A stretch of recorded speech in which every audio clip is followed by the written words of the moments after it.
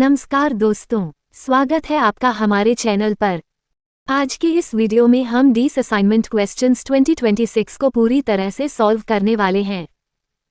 अगर आप हमारे चैनल पर बिल्कुल नए हैं तो चैनल को अभी के अभी सब्सक्राइब कर लीजिए।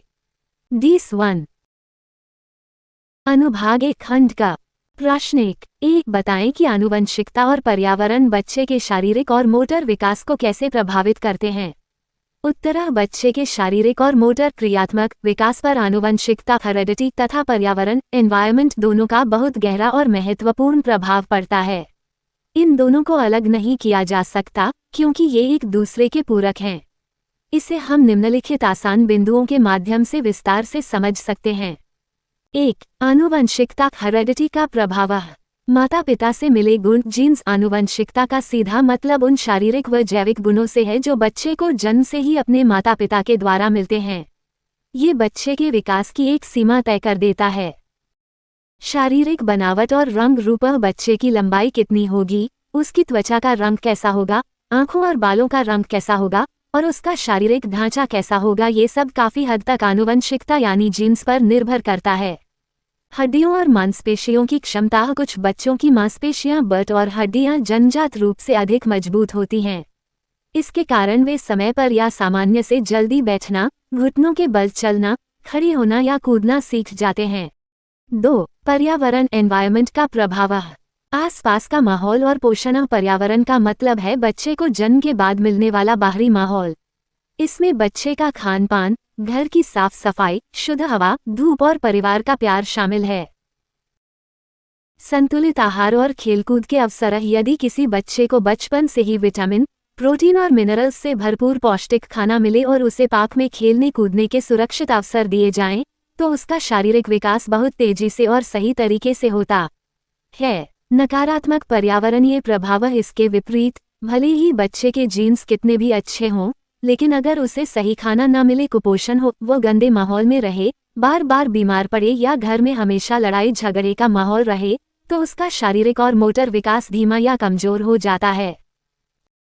निष्कर्ष संक्षेप में कहें तो आनुवंशिकता बच्चे के शारीरिक विकास की नींव फाउंडेशन रखती है, जबकि पर्यावरण उस नींव पर मकान बनाने और उसे निखारने का काम करता है।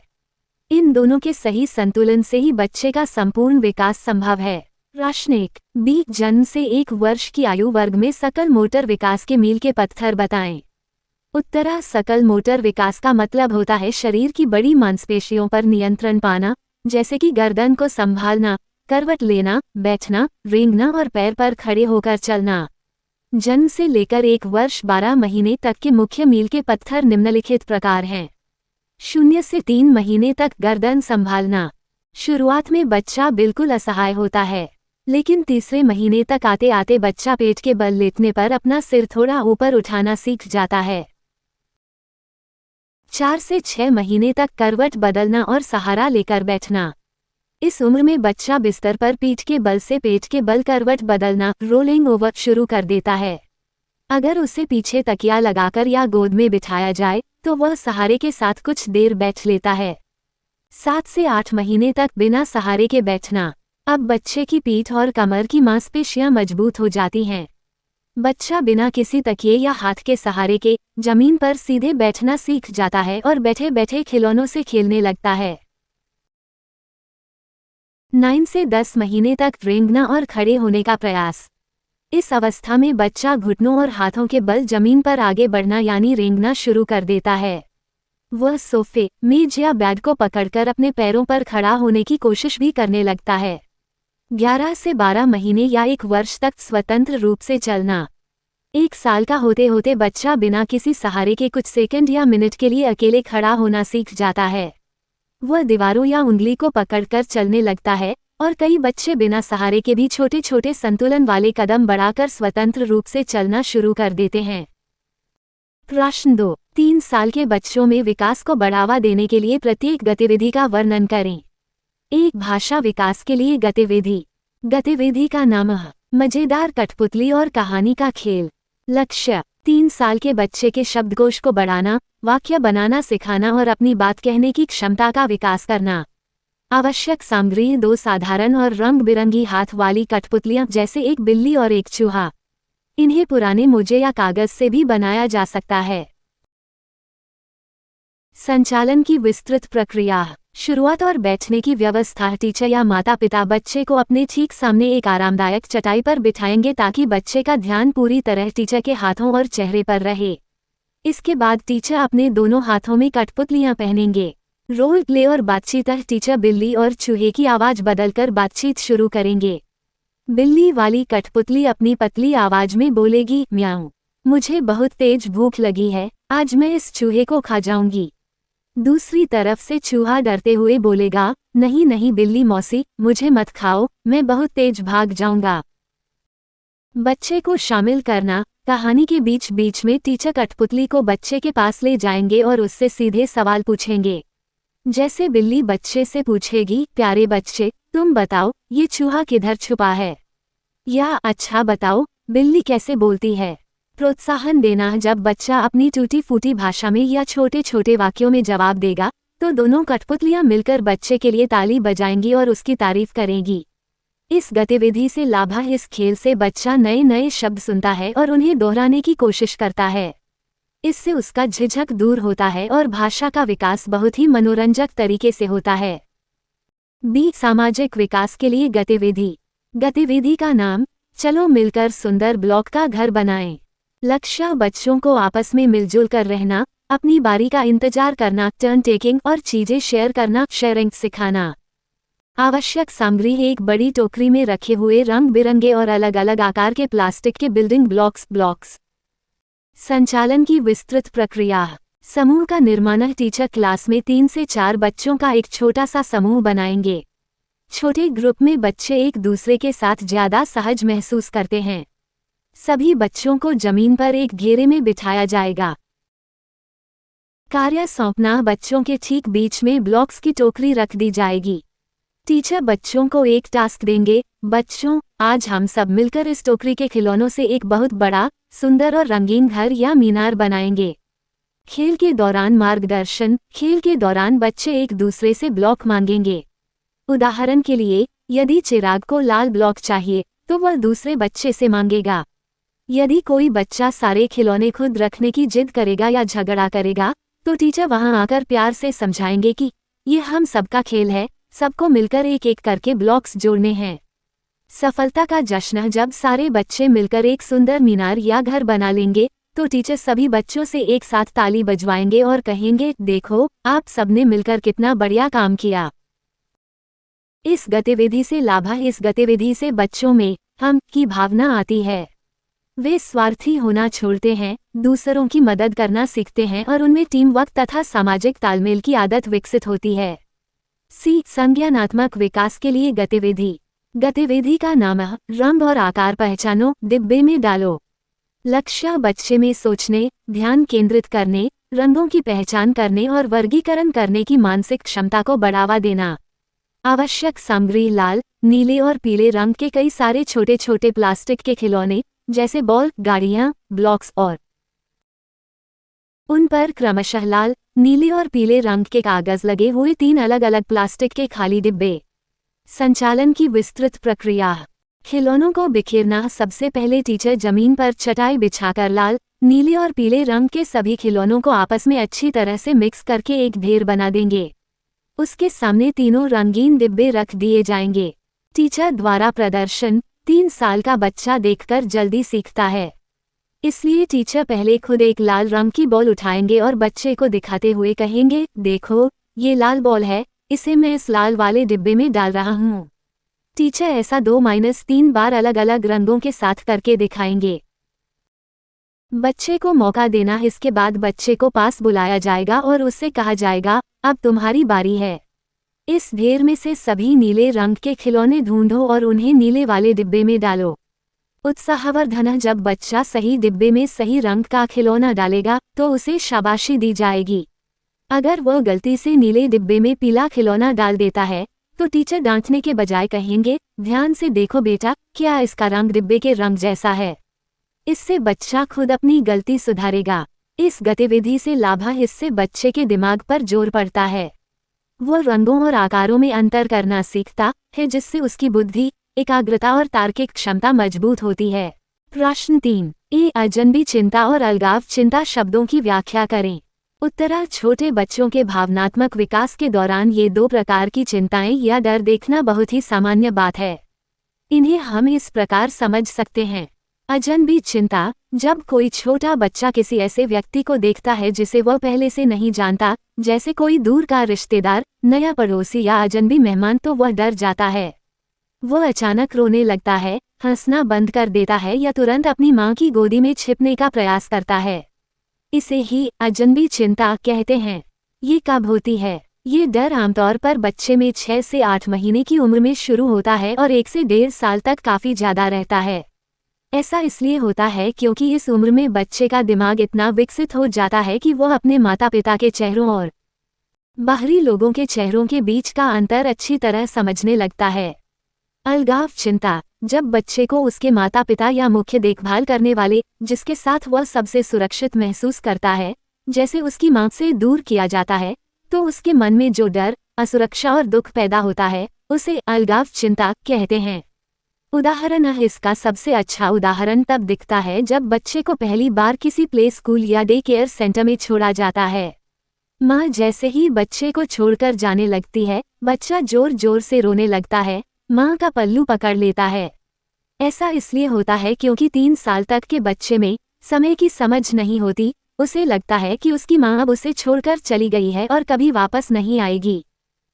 माता पिता बच्चों में परोपकारिता और सहानुभूति के विकास को कैसे बढ़ावा दे सकते हैं? उत्तर, परोपकारिता, दूसरों की बिना स्वार्थ मदद करना, और सहानुभूति, दूसरे के दुख दर्द को महसूस करना, ऐसे मानवीय गुण हैं जो बच्चे को एक अच्छा इंसान बनाते हैं। माता पिता निम्नलिखित तरीकों से बच्चों में इन गुणों का विकास कर सकते हैं। खुद रोल मॉडल, आदर्श बनकर बच्चे उपदेश से नहीं बल्कि देखकर सीखते हैं। अगर माता पिता घर में एक दूसरे की इज्जत करते हैं, दादा दादी की सेवा करते हैं, या घर के बाहर किसी गरीब, बीमार या भूखे जानवर की मदद करते हैं, तो बच्चा अनजाने में ही उन व्यवहारों को अपने अंदर सोख लेता है। बातचीत के जरिए भावनाओं को समझाकर, जब भी कोई कहानी सुनाई जा रही हो या टीवी पर कोई कार्टून चल रहा हो और उसमें किसी को चोट लगे, तो माता पिता को बच्चे से बात करनी चाहिए। जैसे, देखो बेटा, उस छोटे खरगोश को चोट लग गई, वह रो रहा है, उसे कितना दर्द हो रहा होगा ना, हमें उसकी मदद करनी चाहिए। इससे बच्चे में दूसरों के प्रति दया और सहानुभूति की भावना जागती है। चीजें शेयर करने की आदत डालकर माता पिता को बचपन से ही बच्चों को प्रेरित करना चाहिए कि वे अपनी पसंदीदा चॉकलेट, फल या खिलौने अपने भाई बहनों, घर आए मेहमानों के बच्चों या पाक के दोस्तों के साथ बांटकर शेयर करके खाएं और खेलें। जब बच्चा शेयर करता है तो उसे दूसरों को खुश देखकर खुशी मिलती है। सकारात्मक प्रोत्साहन, तारीफ देकर, जब भी बच्चा अपनी मर्जी से किसी दूसरे बच्चे को अपना खिलौना दे, किसी की मदद करे या किसी रोते हुए बच्चे को चुप कराने की कोशिश करे, तो माता पिता को तुरंत सबके सामने उसकी तारीफ करनी चाहिए और कहना चाहिए, मेरा बेटा बहुत अच्छा है, आपने आज बहुत अच्छा काम किया। इससे बच्चे को दोबारा वैसा ही अच्छा काम करने की प्रेरणा मिलती है। प्रश्न 4, माता पिता के व्यवहार की किन्हीं 2 शैलियों की व्याख्या करें और बच्चे के व्यक्तित्व पर उनका प्रभाव बताएं। उत्तर, हर माता पिता का अपने बच्चों को पालने पोसने, उन्हें अनुशासन सिखाने और उनसे बातचीत करने का तरीका अलग होता है। इसी तरीके को मनोविज्ञान में पेरेंटिंग स्टाइल कहा जाता है। यहाँ 2 मुख्य और अलग अलग पेरेंटिंग शैलियों का वर्णन और बच्चों पर उनका प्रभाव दिया गया है। 1, अधिकारवादी शैली। व्याख्या, इस शैली को हम सख्त या तानाशाही तरीका भी कह सकते हैं। इस माहौल में माता पिता बहुत कठोर होते हैं। वे घर में बहुत कड़े नियम और कानून बनाते हैं। बच्चों को बिना कोई सवाल पूछे, बिना कोई दलील दिए माता पिता की हर बात माननी पड़ती है। अगर बच्चा कोई गलती करता है तो उसे समझाने के बजाय सीधे डांट या शारीरिक दंड, सजा दिया जाता है। ऐसे माता पिता बच्चों पर अनुशासन तो बहुत ज्यादा थोपते हैं, लेकिन उन्हें प्यार, सहारा और अपनी बात कहने की आज़ादी बहुत कम देते हैं। बच्चे के व्यक्तित्व पर प्रभाव, इस सख्त माहौल में पले बड़े बच्चे अक्सर अंदर से बहुत डरे सहमे रहते हैं। उनमें आत्मविश्वास की भारी कमी हो जाती है। वे खुद के फैसले लेने में हमेशा कतराते हैं क्योंकि उन्हें गलतियों से डर लगता है। सजा और डांट के डर से ऐसे बच्चे अक्सर माता पिता से बातें छुपाने लगते हैं और झूठ बोलना सीख जाते हैं। कभी कभी आगे चलकर ऐसे बच्चे दूसरों के प्रति आक्रामक भी हो जाते हैं। 2. लोकतांत्रिक या आधिकारिक शैली। व्याख्या। इस शैली को बाल विकास में सबसे उत्तम और संतुलित शैली माना जाता है। इस माहौल में माता पिता बच्चों के लिए नियम और सीमाएं तो तय करते हैं, लेकिन उसके पीछे का कारण भी बच्चों को प्यार से समझाते हैं। यहाँ अनुशासन के साथ साथ भरपूर प्यार, सम्मान और सहयोग होता है। माता पिता बच्चों की भावनाओं, उनकी पसंद और उनकी बातों को बहुत ध्यान से सुनते हैं। अगर बच्चा कोई गलती करता है तो उसे चिल्लाने के बजाय अकेले में बिठाकर समझाया जाता है कि क्या सही है और क्या गलत। बच्चे के व्यक्तित्व पर प्रभाव। इस सकारात्मक माहौल में रहने वाले बच्चे बहुत आत्मविश्वासी, आत्मनिर्भर और जिम्मेदार बनते हैं। वे अपनी भावनाओं को अच्छे से संभालना जानते हैं। ऐसे बच्चे समाज में, स्कूल में और अपने दोस्तों के साथ बहुत जल्दी और आसानी से घुल मिल जाते हैं। उनमें सही गलत का फैसला लेने की अच्छी क्षमता विकसित होती है और वे मानसिक रूप से बहुत मजबूत और सुखी इंसान बनते हैं। प्रश्न 5. एक कहानी कहने से पूर्व स्कूली बच्चों के विकास को कैसे बढ़ावा मिलता है? उत्तर. पूर्व स्कूली यानी 3 से 6 वर्ष के छोटे बच्चों के संपूर्ण विकास के लिए कहानी सुनना और सुनाना एक जादुई उपकरण की तरह काम करता है। इसके मुख्य फायदे निम्नलिखित हैं। भाषा और शब्दावली का तीव्र विकास। जब बच्चे ध्यान से कहानियां सुनते हैं तो वे कई नए नए शब्दों, मुहावरों और वाक्यों के सही उच्चारण से परिचित होते हैं। इससे उनका शब्दकोश वोकैब्युलरी बढ़ता है और वे असल जिंदगी में भी बेहतर तरीके से बातचीत करना सीख जाते हैं। कल्पना शक्ति और रचनात्मकता का बढ़ना। कहानियों में जब राजा, परी, उड़ने वाला घोड़ा या बोलते हुए जानवरों का जिक्र होता है तो बच्चे अपने दिमाग के अंदर उन सब चीजों के चित्र और दृश्य बनाने लगते हैं। ये दिमागी कसरत उनकी कल्पना शक्ति और रचनात्मकता को बहुत मजबूत बनाती है। एकाग्रता और याददाश्त में सुधार। कहानी सुनते समय बच्चे ये जानने के लिए उत्सुक रहते हैं कि अब आगे क्या होगा। इस उत्सुकता के कारण वे लंबे समय तक एक जगह शांत बैठकर ध्यान लगाना, कंसंट्रेशन सीखते हैं। बाद में जब वे कहानी के पात्रों के नाम याद रखते हैं तो उनकी याददाश्त भी तेज होती है। एकाग्रता और याददाश्त में सुधार। कहानी सुनते समय बच्चे ये जानने के लिए उत्सुक रहते हैं कि अब आगे क्या होगा। इस उत्सुकता के कारण वे लंबे समय तक एक जगह शांत बैठकर ध्यान लगाना, कंसंट्रेशन सीखते हैं। बाद में जब वे कहानी के पात्रों के नाम याद रखते हैं तो उनकी याददाश्त भी तेज होती है। नैतिक मूल्यों और अच्छे संस्कारों की सीखा। कहानियों के माध्यम से बच्चों को बिना बोर किए बहुत ही आसानी से अच्छे संस्कार दिए जा सकते हैं। जैसे कछुआ और खरगोश की कहानी से निरंतर मेहनत करना और सच्चा चरवाहा की कहानी से ईमानदारी का महत्व बच्चों के कोमल मन पर हमेशा के लिए छप जाता है। प्रश्न 5. बी. पूर्व स्कूली बच्चों को समय की अवधारणा सिखाने के लिए 3 खेल गतिविधियां बताएं।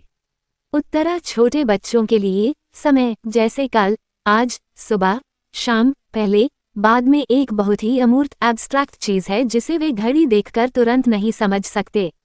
इसलिए उन्हें खेल खेल में समय का अंदाजा सिखाने के लिए 3 आसान गतिविधियां नीचे दी गई हैं।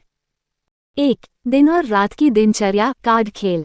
सामग्री व खेला कुछ मोटे कार्ड्स जिन पर अलग अलग चित्र बने हों, जैसे सूरज का निकलना, चांद तारे, ब्रश करना, स्कूल जाना, शाम को पार्क में खेलना और रात को बिस्तर पर सोना।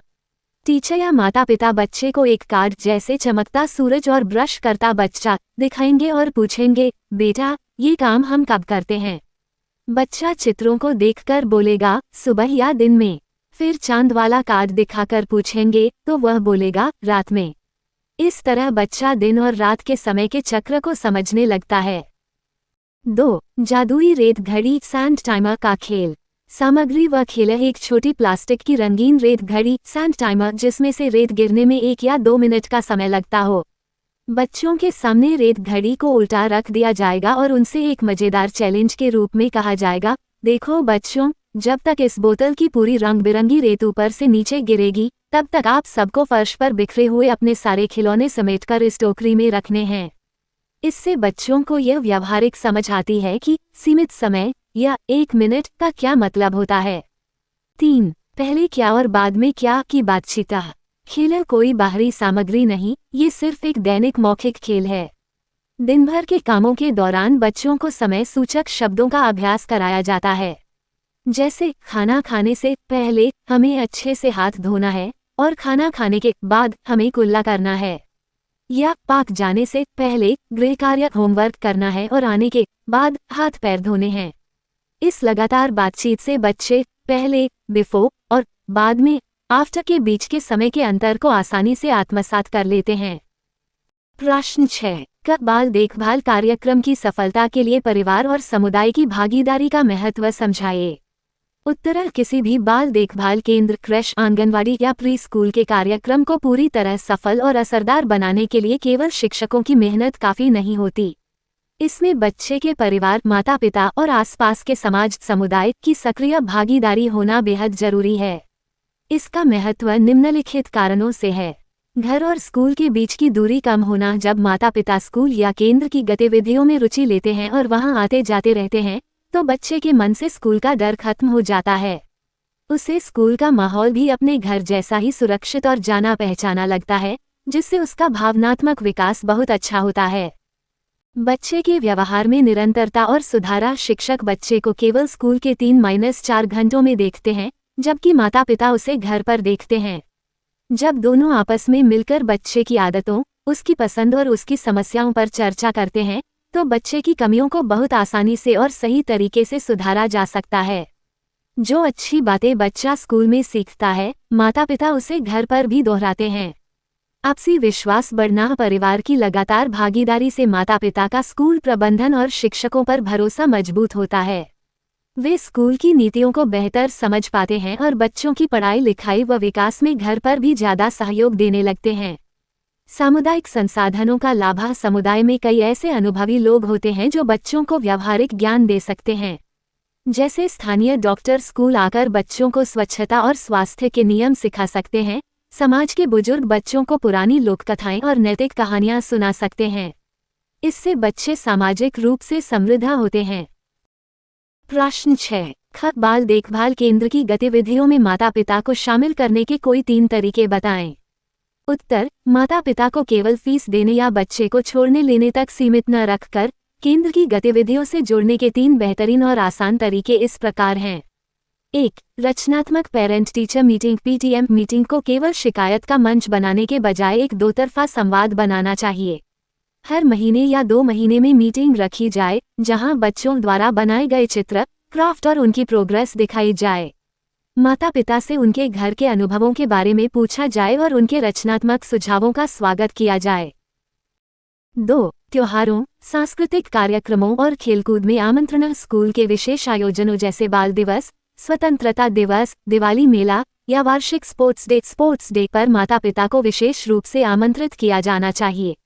सिर्फ दर्शक के रूप में ही नहीं, बल्कि उनके लिए भी छोटे मोटे मजेदार खेल जैसे चम्मच रेस, म्यूजिकल चेयर रखे जाने चाहिए ताकि वे बच्चों के साथ खुलकर आनंद ले सकें। 3. विशेष अतिथि अभिभावक गेस्ट पेरेंट के रूप में बुलाना। यदि किसी बच्चे के माता पिता समाज में किसी विशेष पेशे से जुड़े हैं, जैसे कोई डॉक्टर है, पुलिस में है, फायर फाइटर है, माली है या क्राफ्ट आर्टिस्ट है, तो उन्हें हफ्ते में 1 दिन आधे घंटे के लिए स्कूल में आमंत्रित किया जाए। वे बच्चों को अपनी वर्दी दिखा सकते हैं, अपने काम के बारे में बहुत सरल भाषा में बता सकते हैं या बच्चों को कोई छोटी सी कला सिखा सकते हैं। इससे बच्चों का ज्ञान और माता पिता का सम्मान दोनों बढ़ते हैं। प्रश्न 7, आत्म सम्मान और आत्म अवधारणा। उत्तर, आत्म अवधारणा सेल्फ कॉन्सेप्ट ये व्यक्ति के स्वयं के बारे में विचारों, योग्यताओं, विश्वासों और व्यक्तिगत विशेषताओं का एक वर्णनात्मक और संज्ञानात्मक मेंटल ढांचा है। सरल शब्दों में यह इस प्रश्न का उत्तर है कि मैं कौन हूँ। उदाहरण के लिए, एक बच्चा सोचता है, मैं कक्षा में सबसे लंबा हूँ, मेरा रंग साफ है, मैं गणित में अच्छा हूँ और मुझे तैरना आता है। आत्म अवधारणा में कोई व्यक्तिपरक मूल्यांकन, अच्छा या बुरा होने का भाव नहीं होता, ये केवल स्वयं के गुणों की एक तथ्यात्मक सूची है। आत्म सम्मान सेल्फ एस्टीम ये स्वयं के प्रति एक भावनात्मक मूल्यांकन अवैल्यूएटिव एस्पेक्ट है।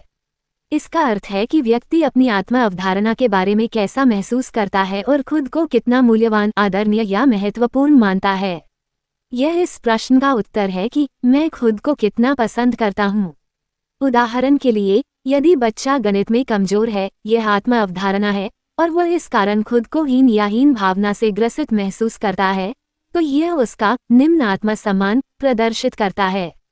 आत्मसम्मान सकारात्मक या नकारात्मक हो सकता है और यह बच्चे के आत्मविश्वास को सीधे प्रभावित करता है। बी. मिलान और वर्गीकरण गतिविधियाँ। मिलान गतिविधियाँ। मिलान बुनियादी गणितीय और संज्ञानात्मक कौशल का पहला चरण है। इसमें बच्चे को किन्हीं दो वस्तुओं के बीच सीधे संबंध, पूर्ण समानता या एक से एक 1-to-1 कॉरेस्पॉन्डेंस के सिद्धांत के आधार पर जोड़ा बनाना होता है। इसमें केवल दो विशिष्ट वस्तुओं की आपस में प्रत्यक्ष तुलना की जाती है। उदाहरण के लिए एक जैसे दिखने वाले दो मोज़ों की जोड़ी बनाना, एक ताले को उसकी सही चाबी से मिलाना, या लाल रंग के कार्ड को फर्श पर बने लाल घेरे के ऊपर रख देना। वर्गीकरण गतिविधियाँ। वर्गीकरण मिलान की तुलना में उच्च स्तर की मानसिक प्रक्रिया है। इसमें बच्चे को वस्तुओं के एक बड़े, मिश्रित समूह को उनकी किसी सामान्य विशेषता, गुण, आकार, रंग, कार्य या श्रेणी के आधार पर अलग अलग उपसमूहों सब ग्रुप्स में छांटना होता है। इसमें बच्चा वस्तुओं के व्यापक मानसिक संप्रत्यय कॉन्सेप्ट का उपयोग करता है। उदाहरण के लिए बहुत सारे मिश्रित खिलौनों में से सभी 4 पैर वाले जानवरों को एक तरफ करना और पहियों वाली गाड़ियों को दूसरी तरफ करना, या विभिन्न ज्यामितीय आकारों के ढेर से सभी त्रिकोणों को अलग टोकरी में छांटना। डी. नाटकीय खेल और नाटकीयता। नाटकीय खेल ड्रामेटिक प्ले। ये खेल छोटे बच्चों द्वारा पूरी तरह से स्वतंत्र, स्वाभाविक, अनियोजित और स्वतः स्फूर्त स्पॉन्टेनियस होता है। इसमें पहले से लिखी हुई कोई कहानी, संवाद, डायलॉग्स या वयस्कों का कोई नियंत्रण नहीं होता। बच्चे अपनी कल्पना के आधार पर किसी भी समय कुछ भी पात्र बन जाते हैं, जैसे घर घर खेलना, डॉक्टर मरीज बनना या रसोई में खाना पकाने का अभिनय करना। खेल के नियम और संवाद बच्चे खेल के दौरान ही खुद गढ़ते हैं और अपनी इच्छा से बदलते रहते हैं। इसमें मनोरंजन और पूर्ण स्वतंत्रता होती है। नाटकीयता ड्रामेटाइजेशन। यह एक संरचित, नियोजित और औपचारिक गतिविधि है जो अक्सर शिक्षकों के मार्गदर्शन में आयोजित होती है। इसमें पहले से तय एक विशिष्ट कथानक या कहानी होती है, जैसे प्यासा कौवा या लालची कुत्ता की कहानी। बच्चों को उनकी योग्यता के अनुसार विशिष्ट भूमिकाएं रोल्स आवंटित की जाती हैं। बच्चों को कहानी के कथानक के अनुरूप निश्चित संवाद बोलने होते हैं और तय किए गए हाव भाव के साथ अभिनय करना होता है। इसमें पूर्व अभ्यास रिहर्सल शामिल हो सकता है और इसका उद्देश्य बच्चों के कलात्मक व भाषा कौशलों का विशिष्ट विकास करना होता है। अनुभाग बी खंड ख व्यावहारिक अभ्यास। भाग 1 अवलोकन और रिकॉर्डिंग। बच्चे का नाम है चिराग। उम्र 3 वर्ष 4 महीने। स्थान वेन्यू घर के पास स्थित एक सार्वजनिक पार्क। तारीख और समय शाम 5 बजे से 6 बजे तक पूरा 1 घंटा। अवलोकनकर्ता ऑब्जर्वर। यहाँ आप अपना नाम लिख सकते हैं। अवलोकन का विस्तृत विवरण घटनोत्तर रिकॉर्ड एनेक्डोटल रिकॉर्ड। शाम ठीक 5 बजे चिराग अपनी माताजी के साथ पार्क के मुख्य गेट से अंदर आया। चिराग ने नीले रंग की टी शर्ट और हाफ पैंट पहनी थी। वह बहुत ही ऊर्जावान और खुश नजर आ रहा था। पार्क के हरे भरे माहौल और झूलों को देखते ही उसने अपनी मां का हाथ छुड़ाने की कोशिश की और झूलों की तरफ तेजी से दौड़ लगा दी। उसकी मां भी उसके पीछे पीछे सामान्य गति से चलने लगी ताकि उस पर नजर रख सकें। 1 घंटे के दौरान निम्नलिखित 3 मुख्य घटनाएं देखी गईं। घटना 1 शाम 5:15 बजे झूलों के पास पहुंचकर चिराग एक बहुत ऊंचे और लोहे वाले स्लाइडर फिसलने वाले झूले पर चढ़ने की जिद करने लगा, जो कि 8-10 साल के बड़े बच्चों के लिए था। वह सीढ़ियों पर हाथ रखने लगा। उसकी मां ने ये देखकर तुरंत चिल्लाने या उसे थप्पड़ मारने के बजाय बहुत ही शांति से काम लिया। वे चिराग के पास गईं, प्यार से उसकी पीठ पर हाथ रखा, उसे सीढ़ी से नीचे उतारा और घुटनों के बल बैठकर उसकी आंखों में देखते हुए कहा, चिराग बेटा, ये झूला बहुत ऊंचा है और बड़े बच्चों के लिए है। अभी आप छोटे हो ना, इस पर से गिरे तो बहुत तेज चोट लग जाएगी और खून निकल आएगा। चलो हम उस छोटे वाले प्लास्टिक के झूले पर चलते हैं, वहाँ मम्मी आपको खुद अपने हाथों से झूला झुलाएगी। चिराग ने अपनी माँ का चेहरा देखा, वह तुरंत मान गया और छोटे झूले पर बैठकर जोर जोर से हंसने लगा। घटना 2 शाम 5:35 बजे छोटा झूला झूलने के बाद चिराग पास में ही मिट्टी पर खेलने लगा। तभी वहां एक दूसरा हमउम्र बच्चा आया जिसके हाथ में एक सुंदर लाल रंग की खिलौना गाड़ी कार थी। चिराग का ध्यान उस गाड़ी पर गया। चिराग ने बिना कुछ सोचे समझे आगे बढ़कर उस बच्चे के हाथ से गाड़ी छीनने की कोशिश की, जिससे दूसरा बच्चा रोने लगा। इस स्थिति पर चिराग की मां तुरंत सक्रिय हुई। उन्होंने चिराग को अपने पास बुलाया, उसे डांटने की बजाय जमीन पर उसके स्तर पर बैठी और बहुत ही प्यार लेकिन दृढ़ आवाज में समझाया, बेटा चिराग, दूसरों से बिना पूछे चीजें ऐसे नहीं छीनते। ये गंदी बात होती है। अगर आपको गाड़ी से खेलना है तो प्यार से मांगते हैं। चलो उस बच्चे के पास जाओ और बोलो, क्या मैं भी थोड़ी देर आपके साथ इस गाड़ी से खेल सकता हूँ। माँ की बात का चिराग पर गहरा असर हुआ। उसने गाड़ी छोड़ दी और अपनी तोतली आवाज में दूसरे बच्चे से बात की। थोड़ी ही देर में दोनों बच्चे साथ मिलकर मिट्टी के घर बनाने लगे और गाड़ी चलाने लगे। घटना 3 शाम 5:50 बजे। अब शाम ढलने लगी थी और पार्क से घर लौटने का समय हो चुका था। चिराग की माँ ने कहा, चिराग चलो बेटा, अब घर चलने का समय हो गया है। ये सुनते ही चिराग का मूड खराब हो गया। वह जमीन पर बैठ गया, पैर पटकने लगा और रोते हुए चिल्लाने लगा, टैंट्रम कि उसे अभी और खेलना है। इस स्थिति में भी माँ ने अपना आपा धैर्य नहीं खोया। वे चिराग पर गुस्सा नहीं हुई और न ही उसे घसीटते हुए ले गईं। उन्होंने चिराग को अपनी गोद में उठाया, प्यार से चूमा, उसकी पीठ थपथपाई और शांत करते हुए कहा, मेरा प्यारा बेटा थक गया है। रोते नहीं हैं बच्चे, हम कल शाम को फिर से इसी पार्क में आएंगे और बहुत सारा खेलेंगे। अभी घर चलकर हम आपकी सबसे पसंदीदा मैगी बनाएंगे और साथ में कार्टून देखेंगे। मैगी और कार्टून का नाम सुनते ही चिराग का रोना तुरंत बंद हो गया। उसने अपने हाथों से आंसू पोंछे, माँ की उंगली पकड़ी और खुशी खुशी घर की तरफ चल दिया। भाग 2, टिप्पणियों और निष्कर्षों का विश्लेषण, एनालिसिस एंड फाइंडिंग्स। अंक 10। निष्कर्ष। माता पिता की व्यवहार शैली, पेरेंटिंग स्टाइल। अवलोकन से यह पूरी तरह स्पष्ट होता है कि चिराग की मां का व्यवहार पूरी तरह से लोकतांत्रिक या आधिकारिक शैली, ऑथोरिटेटिव स्टाइल के अंतर्गत आता है। वे न तो अत्यधिक सख्त हैं, ऑथोरिटेरियन की बच्चे को डांटे, और न ही इतनी ढीली हैं, परमिसिव की बच्चे को गलत काम करने दें। वे बच्चे के सामने स्पष्ट सीमाएं तय करती हैं, जैसे गाड़ी न छीनना, ऊंचे झूले पर न चढ़ना, लेकिन हर नियम के पीछे का तार्किक कारण बच्चे को बहुत ही सरल, प्यार और ठंडे दिमाग से समझाती हैं। बच्चे का प्रतिक्रियात्मक व्यवहार। चूंकि मां का व्यवहार बहुत ही सहयोगात्मक, सम्मानजनक और धैर्यपूर्ण है, इसलिए चिराग का अपनी मां के प्रति जुड़ाव, अटैचमेंट बहुत मजबूत है। वो अपनी मां की बातों को बहुत जल्दी स्वीकार कर लेता है। हालांकि उसमें 3 साल के बच्चे जैसी स्वाभाविक जिद और नखरे, जैसे घर न जाने के लिए रोना या खिलौना छीनना, मौजूद हैं, लेकिन सही मार्गदर्शन मिलने पर वह बहुत जल्दी अपनी भावनाओं पर नियंत्रण पा लेता है। सामाजिक और भावनात्मक विकास। मां के सही हस्तक्षेप और सकारात्मक अनुशासन के कारण चिराग में सामाजिक गुण बहुत तेजी से विकसित हो रहे हैं। घटना 2 में जब मां ने उसे समझाया तो उसने तुरंत अपनी गलती सुधारी और दूसरे बच्चे के साथ मिलकर सहयोगात्मक खेल खेलना शुरू कर दिया। ये दर्शाता है कि बच्चे का सामाजिक विकास बिल्कुल सही दिशा में आगे बढ़ रहा है। वह दूसरों की भावनाओं और अधिकारों का सम्मान करना सीख रहा है। अंतिम निष्कर्ष। इस व्यावहारिक अभ्यास से यह अकाट्य रूप से सिद्ध होता है कि माता पिता का धैर्यवान, संवेदनशील और प्यार भरा व्यवहार बच्चे के मानसिक, भावनात्मक और सामाजिक विकास की सबसे मजबूत आधारशिला है। बच्चे को डांटने के बजाय समझाना हमेशा सकारात्मक परिणाम देता है। अनुभाग सी। अनुभाग ग। खेल गतिविधियों की योजना, एक्सरसाइज 8। भाग 1, 2 गतिविधियों की योजना बनाना, प्लानिंग ऑफ 2 एक्टिविटीज। अंक 5 + 5 = 10। गतिविधि 1, कागज की सुंदर कश्ती, कागज मोड़ना और अगेमी। अक्षित आयु वर्ग 4 से 5 वर्ष के पूर्व स्कूली बच्चे। क्रियान्वयन की विस्तृत योजना। 1, बैठने की व्यवस्था। क्लास के सभी बच्चों को जमीन पर बिछी एक बड़ी चटाई पर एक गोल घेरे में बिठाया जाएगा ताकि हर बच्चा टीचर को आसानी से देख सके। 2, प्रदर्शन। टीचर सबसे पहले खुद एक रंगीन कागज हाथ में लेंगे और बच्चों से कहेंगे, बच्चों देखो आज हम जादू से कागज की नाव बनाएंगे। टीचर बहुत धीरे धीरे कागज को मोड़ने के स्टेप्स दिखाएंगे और बच्चों को ध्यान से देखने को कहेंगे। 3, अभ्यास। इसके बाद हर बच्चे को उनकी पसंद के रंग का एक एक क्राफ्ट पेपर दिया जाएगा। टीचर एक एक स्टेप खुद मोड़ेंगे और बच्चों से भी वैसा ही करने को कहेंगे। जो बच्चा अटक जाएगा, टीचर उसके पास जाकर उसकी उंगलियों को पकड़कर मोड़ने में मदद करेंगे।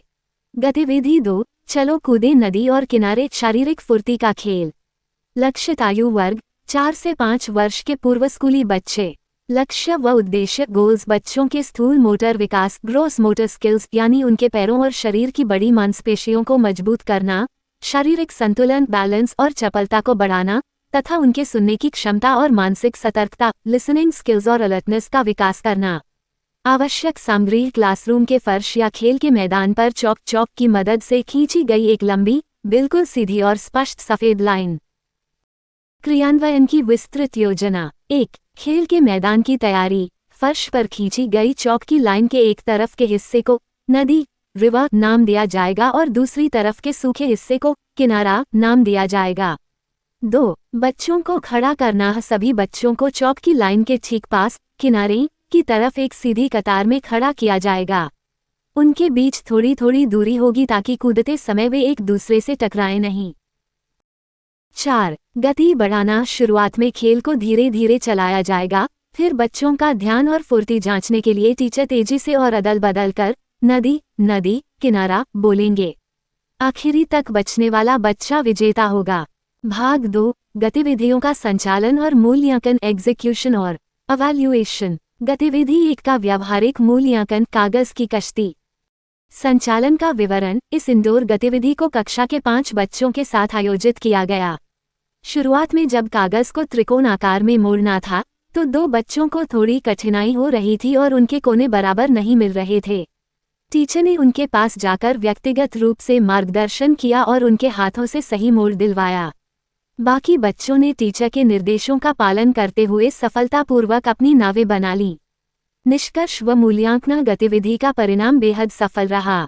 जब बच्चों ने अपनी रंग बिरंगी नावें पानी के टब में तैरती देखी तो उनके चेहरों पर गजब की आत्मसंतुष्टि और खुशी थी।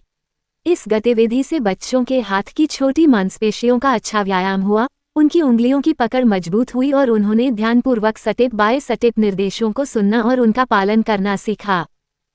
गतिविधि 2 का व्यावहारिक मूल्यांकन। नदी किनारे का खेल। संचालन का विवरण। इस आउटडोर खेल में कक्षा के सभी बच्चों ने पूरे जोश और ऊर्जा के साथ भाग लिया। शुरुआत में बच्चे बहुत सावधान थे और सही कूद रहे थे, लेकिन जैसे ही खेल में रोमांच बढ़ाने के लिए टीचर ने अपनी आवाज की गति तेज की और लगातार 2 बार नदी, नदी बोला तो कई बच्चे भ्रमित होकर किनारे से नदी में कूद गए और हंसते हुए खेल से बाहर हो गए। अंत में चिराग नाम का बच्चा इस खेल का विजेता बना। निष्कर्ष व मूल्यांकन। ये गतिविधि बच्चों के शारीरिक और मानसिक दोनों स्तरों पर बहुत प्रभावी साबित हुई। इस खेल से बच्चों की पैरों की मांसपेशियों को मजबूती मिली और उनका शारीरिक संतुलन बेहतर हुआ। सबसे महत्वपूर्ण बात ये रही कि खेल के कारण बच्चों की श्रवण एकाग्रता, ऑडिटरी अटेंशन बहुत तेज हुई, क्योंकि उन्हें अपनी बारी का इंतजार करने और सही समय पर तुरंत प्रतिक्रिया क्विक रिफ्लेक्सेस देने के लिए बहुत चौकन्ना रहना पड़ रहा था। बच्चों ने खेल भावना और नियमों का पालन करना भी सीखा।